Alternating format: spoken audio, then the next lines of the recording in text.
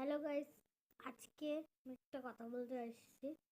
আমি কদিন ভিডিও দিতে পারবো না গাইস, তার কারণ আমার আমার আর বোনের এক্সাম চলছে।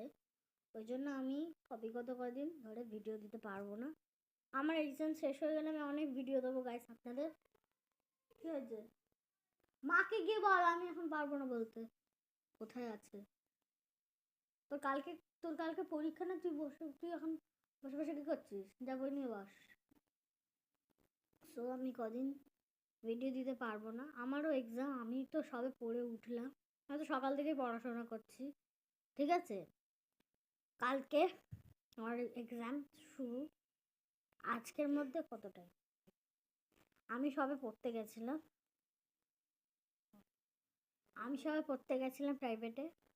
প্রাইভেট থেকে এসে আবার খেয়ে দিয়ে পড়তে বসেছিলাম। চোখ বুলিয়ে তারপরে পড়াশোনা করে, তারপরে বাকিটা করে, তারপরে আমি আবার এসছি আপনাদের সাথে কথা বলতে। সো বিগত কদিন ভিডিও দিতে পারবো না, আমার এক্সাম চলছে গাইস, কিছু মনে করবেন না। বাচ্চাদেরকেও বলে দিচ্ছি, আপনারা আপনাদের মতো পড়াশোনা করুন, সুস্থ থাকুন।